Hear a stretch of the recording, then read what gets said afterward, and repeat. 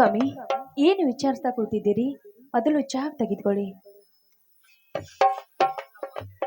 ಏನಿಲ್ಲವಾ ಜಯಶ್ರೀ, ಸ್ವಲ್ಪ ವಿಚಾರಗ್ರಸ್ತನಾಗಿದ್ದೆ. ನೋಡ್ರಿ, ಮೊದಲು ಈ ಚಹಾ ಕುಡಿರಿ, ನಿಮ್ಮ ತಲೆ ತಾನೇ ಸರಿ ಹೋಗುತ್ತೆ.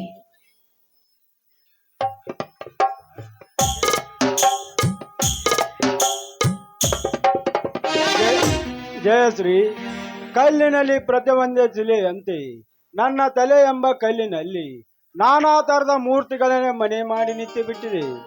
ಶಿಲೆ ಕೆತ್ತಿದಾಗ ನನ್ನ ತಂದೆ ಎಂಬ ಕಲೆಗಾರ ಮಾಜಿ ಹೋದಂತ ಮೂರ್ತಿಗಳನ್ನೇ ಚಿತ್ರಿಸಿ ಬಿಟ್ಟಿದ್ದಾನೆ. ಅಂದಾಗ ನಾನು ಏನು ಕುಡಿದರಲ್ಲ, ನಾನು ಏನು ಮಾಡಿದರಲ್ಲ, ಆ ಶಿಲೆ ನೆಲೆಯಾಗಿ ಬಿಟ್ಟಿದೆ ಜಯಶ್ರೀ. ಅಂದ್ರೆ ಏನು ಸ್ವಾಮಿ ನಿಮ್ಮ ಮಾತಿನ ಅರ್ಥ? ಅರ್ಥಗರ್ಭಿತವಾಗಿ ಪೂರ್ಣ ಬೆತ್ತಿಸಿ ಹೇಳಿದರು ನಿನಗೂ ಹೃದಯಘಾತ ಆಗಬಹುದು ಜಯಶ್ರೀ. ಸ್ವಾಮಿ, ಏನ್ರಿ ಇದು ನೀವು ಆಡುವ ನುಡಿ? ನಾನಾಡುವ ನುಡಿ ನನ್ನ ಮಿಡಿದ ಹೃದಯವನ್ನೇ ಒಡೆದು ಬರುತ್ತದೆ ಜಯಶ್ರೀ. ಇದೇ ರೀತಿ ನಾನು ಕಲ್ಲಾಗಿ ಕುಳಿತರೆ ನೆಲ ಇಲ್ಲದೆ ಆ ಕರ್ಮೇಂದ್ರ ನಮ್ಮ ಜೀವ ತೆಗೆದೇ ಬಿಡಲಾರ. ಅದಕ್ಕಾಗಿ ಅವನ ಕತೆ ಮುಗಿಸಲೇಬೇಕಾಗಿದೆ ಜಯಶ್ರೀ. ಸ್ವಾಮಿ, ಏನ್ರಿ ಇದು? ಎಂಪ ಹತಘಾತ ಕೆಲಸಕ್ಕೆ ನೀವು ಕೈ ಹಾಕಿದ್ದೀರಾ? ಮುಂದೆ ಏನಾದರೂ ಹೆಚ್ಚು ಕಮ್ಮಿ ಆದ್ರೆ ಏನ್ರಿ ನಮ್ಮ ಜೀವದ ಗತಿ? ಇಂಥ ದುರ್ಲಾಲೋಚನೆ ಹೊಡೆದು ಹಾಕಿ ಮುಂದೆ ನಿಮ್ಮ ಹಾದಿಯನ್ನು ನೀವು ನೋಡ್ಕೊಳ್ರಿ. ಜಯಶ್ರೀ, ನನ್ನ ಹಾದಿಗಿಂತ ನನ್ನ ಮನೆತನ ಕೀರ್ತಿಯ ಹಾದಿ ಮುಖ್ಯವಾಗಿದೆ ಜಯಶ್ರೀ. ಶ್ರೀಮಂತೆಯ ಸೋಪಾನದಲ್ಲಿ ಮೆರೆಬೇಕಿದ್ದ ನನ್ನ ಮನೆಯನ್ನು ನಮ್ಮಜ್ಜನ ಸಿಂಹಾಸದ ಮೇಲೆ ನನ್ನ ತಂದೆ ಕುಳಿತ ಮನೆಯನ್ನು ಕಸದಕ್ಕಿಂತ ಕೀಳಾಗಿಸಿಬಿಟ್ಟ. ಯಾವನೋ ಒಬ್ಬ ನಿರಪರಾಧಿ ಕೂಸನ್ನು ತಂದು ಜೋಪಾನ ಮಾಡಿ ಅವನ ಕರ್ಮೇಂದ್ರನ್ನು ಹೆಸರಿಟ್ಟುಕೊಂಡು ನಮ್ಮನೆ ಪಾದಳಿಗೆ ತುಳಿಯುತ್ತಿದ್ದಾನಲ್ಲ ಜಯಶ್ರೀ.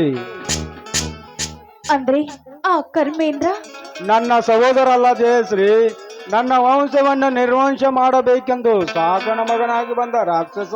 ಸ್ವಾಮಿ, ಅದನ್ನು ಹೇಳಿದರೆ ಹೃದಯಘಾತವಾಗುವುದೆಂದು ನಾನು ಮೊದಲೇ ಹೇಳಲಲ್ಲವೇ ಜಯಶ್ರೀ? ಇಲ್ಲ ರೀ, ಅದೇನು ಅಂತ ನೀವು ಈಗ ಹೇಳಲೇಬೇಕು. ಜಯಶ್ರೀ, ಹೌದು ರೀ, ನೀವು ಅದನ್ನು ಹೇಳ್ದಿ ಹೋದ್ರಿ ನಾನು ಬದುಕೋದಿಲ್ಲ ರೀ. ಅದನ್ನು ಕೇಳದೆ ಸುಖದಿಂದ ಸಾಯಕ್ಕಿಂತ ಕೇಳು, ದುಃಖ ಕೇಳಿ ನೆರಳಿಗೆ ಸಾಯಬೇಡ. ಧರ್ಮದ ಮೊಳಕೆ ಹೊಡೆದ ಸಸಿ ಈಗ ವಿಷದ ನೀರು ಕುಡಿದು ವಿಷ ವೃಕ್ಷವಾಗಿ ಬೆಳೆದು ನಿಂತು ಬಿಟ್ಟಿದೆ. ಅಂದಾಗ ಅದರ ನೆರಳಿಗೆ ಕುಳಿತು ಹುರಳಿಲ್ಲದೆ ಹಣ್ಣಾಗಬೇಡ. ಸೋಮನೆ ನನ್ನ ಕೈ ಹಿಡಿದ ಮೇಲೆ ಜಗತ್ನ ಕನ್ಯಾ ಬಾಳು. ಸಮಯ ಬಂದಾಗ ತಾನು ಸರಿ ಹೋಗುತ್ತೆ. ಇಲ್ಲ ಸ್ವಾಮಿ, ಇದನ್ನೆಲ್ಲ ಕೇಳಿ ಈ ನನ್ನ ಹೃದಯ ಒಡೆದು ನೀರಾಗಿ ಹೋಗಿದ್ದೀರಿ. ನನ್ನ ಕೈ ಹಿಡಿದ ಅಂದ ಮೇಲೆ ಜಗತ್ಕನ್ಯನಾಗಿ ಬಾಳು. ಸಮಯ ಬಂದಾಗ ಎಲ್ಲ ತಾನೇ ಸರಿ ಹೋಗುತ್ತೆ. ರೀ, ನೀವು ನಿಮ್ಮ ತಾಯಿಯ ನೆನಪಿಸಿದಾಗ ನನ್ನ ತಾಯಿಯು ನೆನಪು ಬಂದೋಳ್ರಿ ಅಷ್ಟೇ ಸ್ವಾಮಿ. ದುಃಖಿಸಿ ಕಮ್ಮನೆ ಮಡಿಕೆ ಹೋದರೆ ಕಳೆದ ಹೋದ ತಾಯಿ ಸಿಗಳು ಜಯಶ್ರೀ. ದೈವ ಯುಗವನ್ನು ಗೆದ್ದವರು ಯಾರು? ವಿಧಿಗೆ ನಾವು ಎದುರಾಗಿ ನಿಲ್ಲಲೇಬೇಕು. ಪುಂಡರ ಗಂಡನಂತ ನಿನ್ನ ಅಣ್ಣನಿದ್ದಾನೆ. ಅನ್ಯಾಯ ಅಕ್ರಮ ಮಾಡುವ ಹಿರಿಯ ಪೊಲೀಸ್ ಅಧಿಕಾರಿಯಾದ ನಾನು ನಿನ್ನ ಗಂಡನಿದ್ದೇನೆ. ದೇವರಂತ ನಿನ್ನ ತಂದೆ ಇದ್ದಾನೆ. ಅಂದಾಗ ಆ ಅಮುದ್ಯ ಬುದ್ಧಿಯನ್ನು ಹಡೆದು ಹಾಕಿ ಚಂದದಿಂದ ನಗುತ್ತಾ ಬಾಳು. ಎಲ್ಲಿ ನಗು ರೀ, ನಕ್ಷತ್ರನ ನಗಿಸುವ ಚಂದ್ರನೇ ನೀವಿರುವಾಗ ನಾನು ನಗುತ್ತಿಲ್ವೇನ್ರಿ? ಹಾಗಾದರೆ ಚಂದ್ರನ ಹಿಂಬೆಳೆಸ ತಾರೆಗಳಂತೆ, ಹೂಗಳ ಹಿಂಬೆಳೆಸ ಪರಿಮಳದಂತೆ ಸುವಾಸನೆ ಗೈತ ಹಾಡಿ ಆನಂದಿಸಬಾರದೆ? ಆಗ್ಲಿ ರೀ, ದೊರೆಗಳ ಮಾತು ಮೀರೋದುಂಟೆ, ನಿಮ್ಮ ಆಸೆಯಂತೆ ಆಗ್ಲಿ.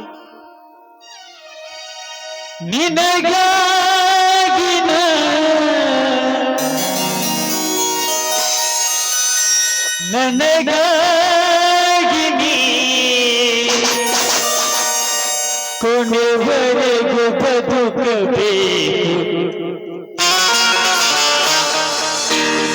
ನನ್ನೊಲವೇ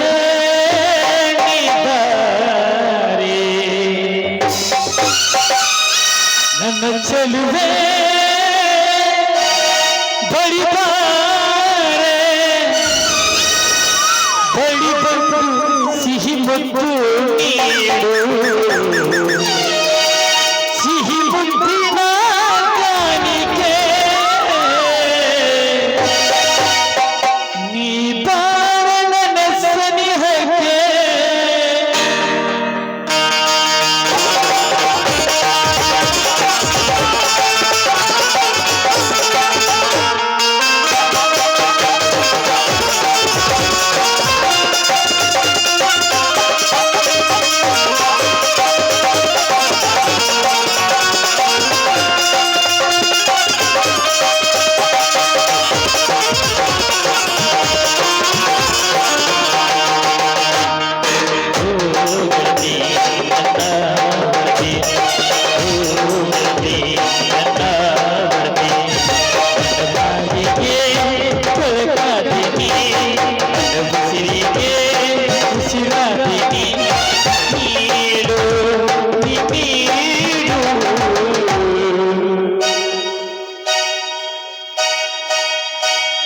ಸಿಹಿ ಮುದ್ದಿನ ಕಾಣಿಕೆ ನೀ ಬಾರನ ಸನಿಹಕ್ಕೆ ಸಿಹಿ ಮುದ್ದಿನ ಕಾಣಿಕೆ ನೀ ಬಾರನ ಸನಿಹಕ್ಕೆ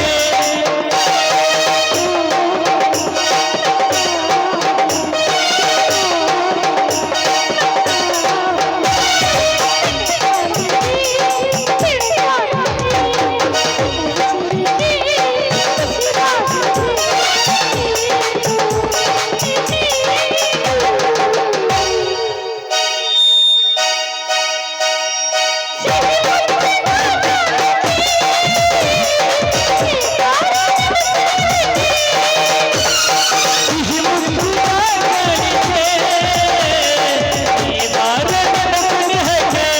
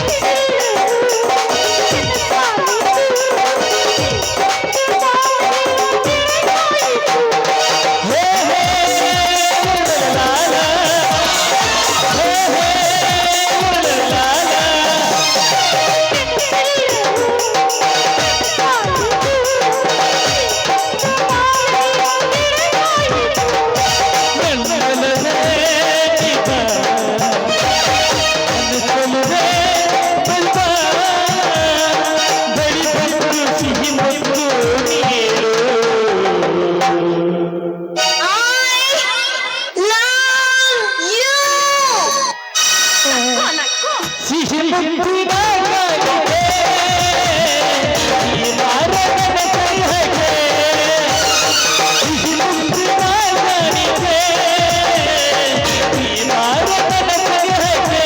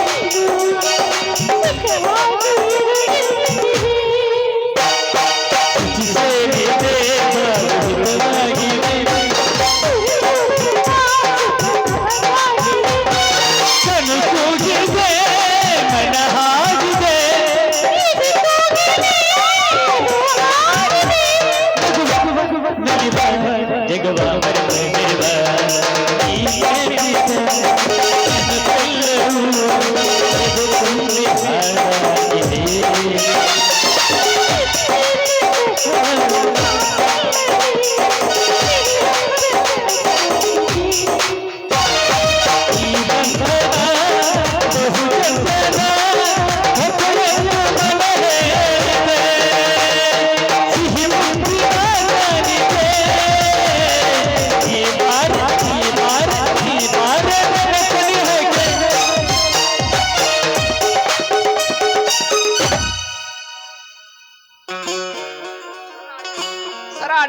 ಟೆಲಿಗ್ರಾಮ್ ಬಂದಿದೆ ನೋಡಿ.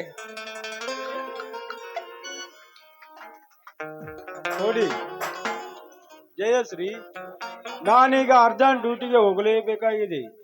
ಯಾಕೆ ಸ್ವಾಮಿ? ಜಾತೆ ಬೇಜಂದ ಗಲಭೆ ಎದ್ದು ಎಷ್ಟೋ ಜನರ ಪ್ರಾಣ ಹತ್ಯೆಗೆ ಬಲಿಯಾಗಿದ್ದಾರೆ. ಬೇಗ ಬರಬೇಕೆಂದು ಎಷ್ಟೋ ಆಫೀಸಿನಿಂದ ಟೆಲಿಗ್ರಾಮ್ ಬಂದಿದೆ. ನಾನು ಬಂದೋಬಸ್ತಿಗೆ ಹೋಗಲೇಬೇಕಾಗಿದೆ. ಬೇಗನೆ ನನ್ನ ಸುಟ್ಕೇಸ್ ರೆಡಿ ಮಾಡಿ ತೆಗೆದುಕೊಂಡು ಬಾ. ಅಲ್ಲ ರೀ, ತುಂಬಿ ಗರ್ಭಿಣಿಯಾದ ನಾನು ಈ ಮನೆಯಲ್ಲಿ ನಾನು ಒಬ್ಳೆ ಇರ್ಬೇಕೇನ್ರಿ? ಹಾಗೇನಿಲ್ಲ, ನಿಮ್ಮ ತಂಗಿ ಹತ್ತಿರ ನಿನ್ನನ್ನು ಕಳಿಸಿಕೊಂಡು ಹೋಗಿ ಬರುತ್ತೇನೆ. ಬೇಗನೆ ನನ್ನ ಡ್ರೆಸ್ ರೆಡಿ ಮಾಡಿ ತೆಗೆದುಕೊಂಡು ಬಾ. ಆಗ್ಲಿ ರೀ, ಈಗಲೇ ತೆಗೆದುಕೊಂಡು ಬರ್ತೀನಿ.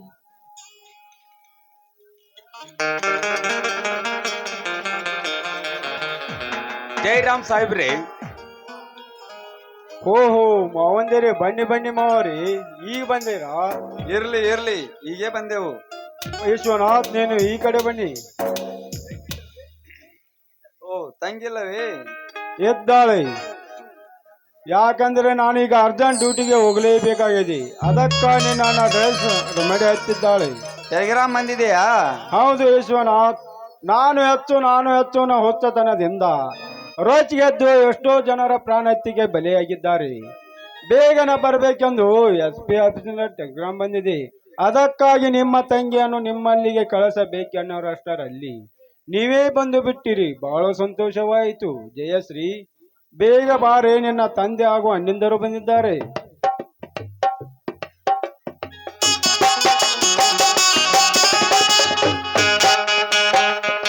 ಅಪ್ಪ, ಈಗ ಬಂದೇನಪ್ಪ? ಹೌದಮ್ಮ, ಈಗಲೇ ಬಂದೆವು. ರೀ, ತೆಗೆದುಕೊಳ್ರಿ. ಜಯಶ್ರೀ, ಸಮಯಕ್ಕೆ ನಿನ್ನ ಕರೆದುಕೊಂಡು ಹೋಗಲಿಕ್ಕೆ ನಿನ್ನ ತಂದೆ ಹಾಗೂ ಅಣ್ಣಿಂದರು ಬಂದಿದ್ದಾರೆ. ಅವರ ಜೊತೆ ಹೋಗಿಬಿಡು. ನಾನು ಮತ್ತೆ ಮುಂದಿನ ತಿಂಗಳ ರಜಾ ಸಿಕ್ಕಾಗ ಬರುತ್ತೇನೆ. ಅಪ್ಪ, ನೀನು ತಂಗಿಯನ್ನು ಕರೆದು ಬಸ್ ಸ್ಟ್ಯಾಂಡ್ ವರೆಗೂ ನಡಿ, ನಾನು ಇವ್ರ ಜೊತೆ ಹೋಗಿ ಬರುತ್ತೇನೆ. ರೀ, ಜಯಶ್ರೀ, ತುಂಬಿ ಗರ್ಭಿಣಿ ಆದ ನಿನಗೆ ಏನಾದರೂ ತೊಂದರೆ ಬಂದರು ಅದನ್ನು ಮನಸ್ಸಿನಲ್ಲಿ ಇಟ್ಟುಕೊಳ್ಳುವುದು ಸುಖದಂದಿರು. ನಾನು ಹೋಗಿ ಬರುತ್ತೇನೆ. ಆಯ್ತು ರೀ, ಹೋಗಿ ಬನ್ನಿ. ಆಡ್ರಂದ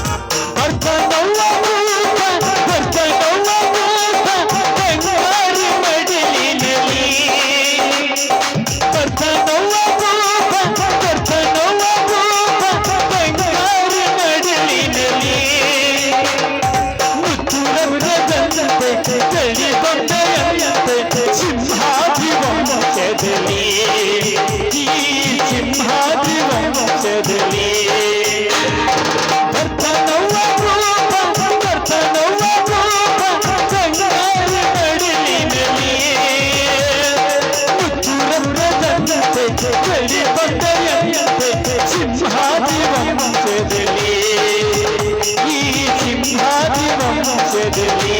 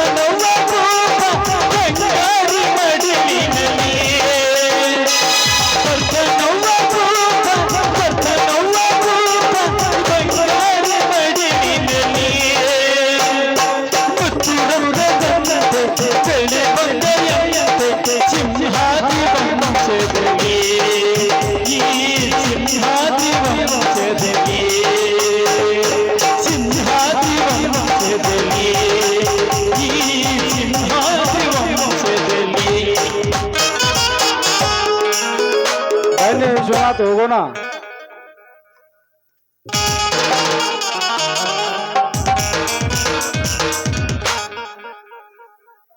ಇದೇನಮ್ಮ ನಿನ್ನ ಕಣ್ಣಲ್ಲಿ ಕಣ್ಣೀರು?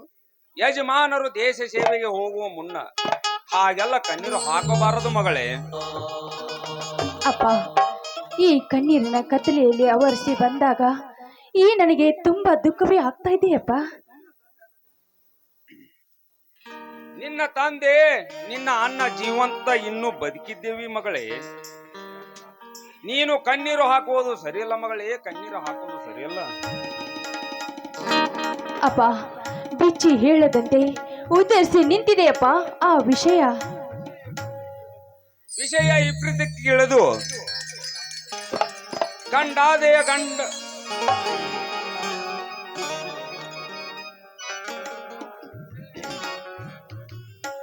ವಿಷಯ ವಿಪರೀತಕ್ಕೆ ಇಳಿದು ಗಂಡೆಯ ಬಂಡೆಯನ್ನೇರಿದರು ಅದಕ್ಕೆ ನಾವು ತಲೆಬಾಗಬಾರದು ಮಗಳೇ. ನಮಗೆ ಬೇಕಾದಂತ ಮೋಡಿಗಾರ ಹಾಕಿದರು ಅದಕ್ಕೆ ನಾವು ತಲೆ ಕೊಡಬಾರದು ಮಗಳೇ. ನಾವು ಅದಕ್ಕೆ ಅಪ್ಪ, ಆ ವಿಷಯ ಏನು ಅಂತ ನನ್ನ ಮನೆಯಲ್ಲಿ ನಾನು ನಿನಗೆ ತಿಳಿಸ್ತೇನೆ. ಬಾರಪ್ಪ, ಮೊದಲು ನನ್ನ ಮನೆಗೆ ಹೋಗೋಣ ಬಾ ಅಪ್ಪ.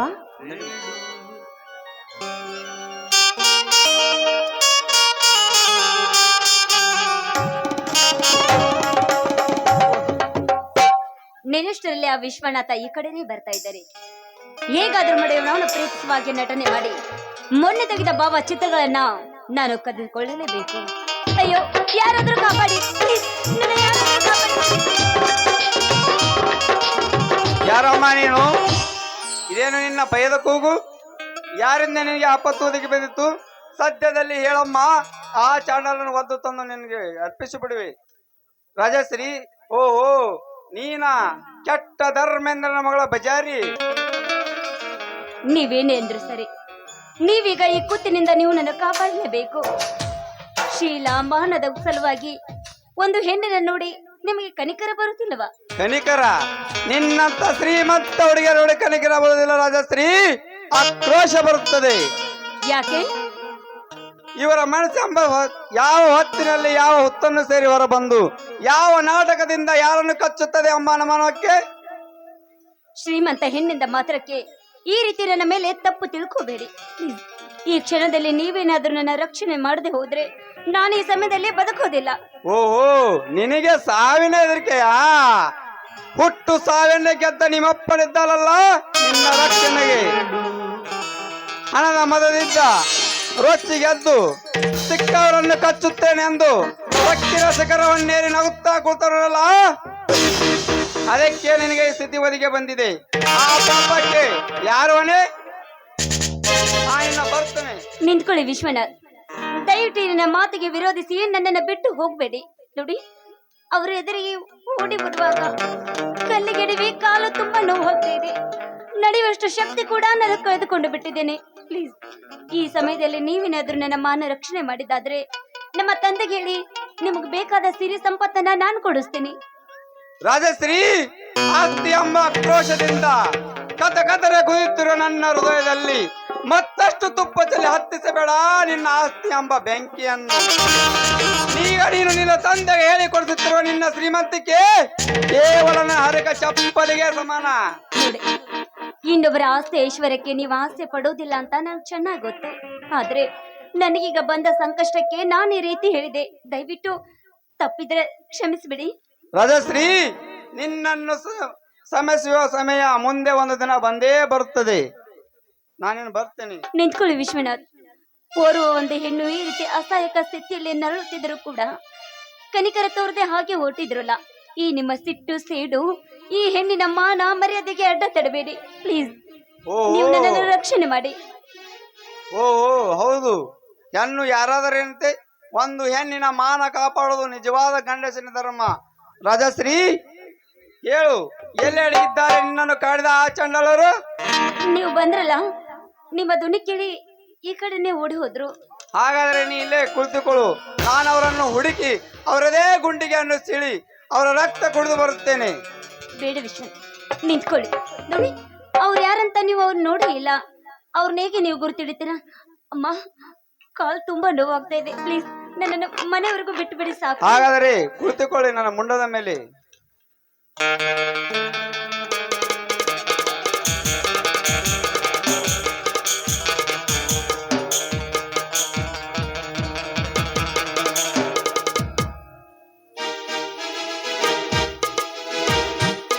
ನೋಡಿ ವಿಶ್ವನಾಥ್, ಈ ನಿಮ್ಮ ಗಂಡದ ಮೇಲೆ ಕುಳಿತುಕೊಳ್ಳುವಷ್ಟು ನನಗೆಲ್ಲಿದೆ ನೋಡಿ. ಆ ಸೌರ್ವಭೌಮನ ಸ್ನಾನದ ನೀರಿನಲ್ಲಿ ಆ ಎಲ್ಲಮ್ಮನ ಕುಷ್ಠರೋಗ ವಾಸಿಯಾದಂತೆ ಈ ನಿಮ್ಮ ಸ್ಪರ್ಶ ಆದ ತಕ್ಷಣ ನೋಡಿ ನನ್ನ ನೋವೆಲ್ಲ ಮಾಯವಾಗಿ ಹೋಯಿತು. ರಾಜಶ್ರೀ, ಏನು ನೀನು ಮಾತನಾಡುತ್ತಿರುವುದು? ಹೌದ್ರಿ, ಈ ನಿಮ್ಮ ಗುಣಕ್ಕೆ ನಾನು ಮನಸೋತು ಹೋಗಿದ್ದೇನೆ. ಬಡವರಿಲ್ಲದ ಈ ನಿಮ್ಮ ದಯಾ ಗುಣಗಳನ್ನು ನೋಡಿ ನಮ್ಮಂತ ಶ್ರೀಮಂತರು ನಾಚಿ ತಲೆ ಬಾಗ್ಲೇಬೇಕು. ರಾಜಶ್ರೀ, ನನ್ನ ಬಗ್ಗೆ ಇಷ್ಟೊಂದು ಬಣ್ಣ ಹಚ್ಚೆ ಮಾಡ್ತಾಳಲ್ಲ, ಯಾಕೆ? ಹೌದ್ರಿ, ಈ ನಿಮ್ಮ ಧೈರ್ಯ ಶೌರ್ಯಕ್ಕೆ ನಾನೆಷ್ಟು ಹಾಡಿ ಹೊಗಳಿ ಕೊಂಡಾಡ್ತಿದ್ರು ಕಡಿಮೆನೆ. ನೋಡಿ, ಈ ನಿಮ್ಮ ಗುಣದ ಬಗ್ಗೆ ನಾನೊಂದು ಗೀತೆಯನ್ನು ಹಾಡಲ್ಲ. ಅದು ನಿನ್ನಿಷ್ಟ. ಸರಿ, ಬನ್ನಿ ಹಾಗಾದ್ರೆ.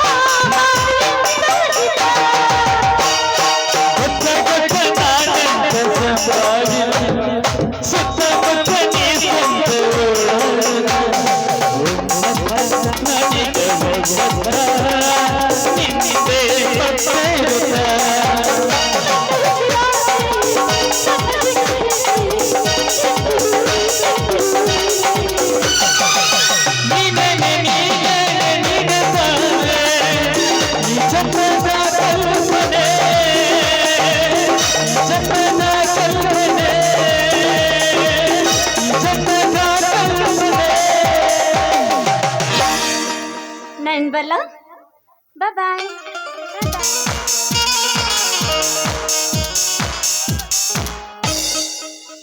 ಇವತ್ತಿನ ದಿವಸ ನನ್ನ ಬಗ್ಗೆ ಇಷ್ಟೊಂದು ಪ್ರೀತಿಯಿಂದ ಮಾತಾಡಿದಲ್ಲ ಜಯಶ್ರೀ.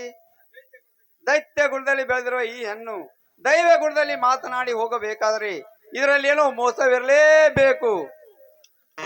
ಅಲಾ ಮಾಟಗಾರ್ತಿಯನ್ನೇ ಮಾಟಿನ ವೈರಾಗ್ಯವನ್ನು ತೋರಿಸಿ ನಿಮ್ಮ ಭಾವಚಿತ್ರಗಳು ಕದ್ದುಕೊಂಡು ಹೋಗಿರುವೆಯಾ?